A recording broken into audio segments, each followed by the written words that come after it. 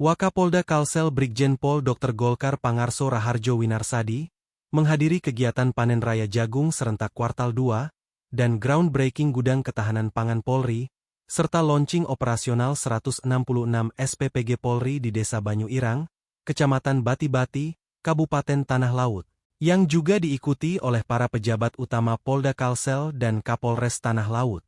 Kegiatan tersebut menjadi bagian dari dukungan Polri terhadap program ketahanan pangan nasional sekaligus upaya meningkatkan produktivitas pertanian jagung di Kalimantan Selatan.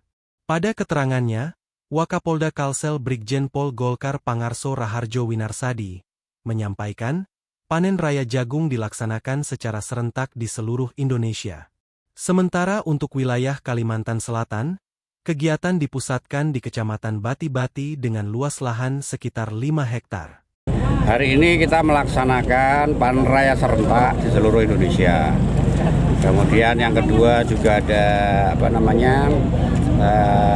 groundbreaking gudang pangan Polri dan juga peresmian operasional SPPG dalam rangka program MPG. Untuk di wilayah Kalimantan Selatan, kita melaksanakan di Bati-Bati dengan luas lahan yang akan kita panen pada hari ini, yang di wilayah Bati-Bati ini sekitar 5 hektar. Wakapolda Kalsel juga mengatakan, hasil produksi jagung di wilayah Tanah Laut rata-rata mencapai 4 ton per hektar. Namun ke depan, pihaknya optimis hasil panen dapat meningkat mengingat kondisi tanah di wilayah tersebut dinilai sangat potensial untuk pengembangan pertanian jagung.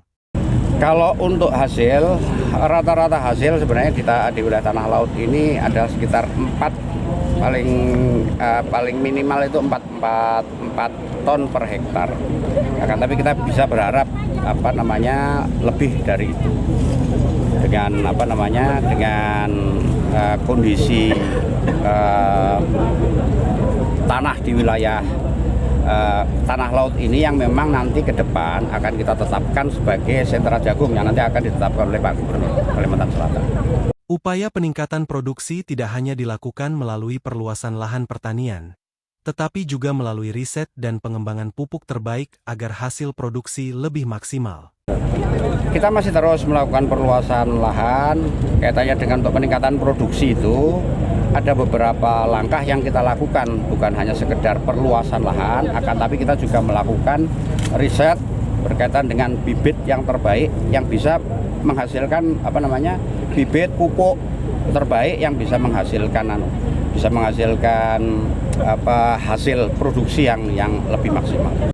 Terkait harga jagung, Golkar Pangarso menyebut pemerintah daerah telah menetapkan tabel rafaksi melalui peraturan Gubernur Kalimantan Selatan sebagai langkah stabilisasi harga jagung di tingkat petani.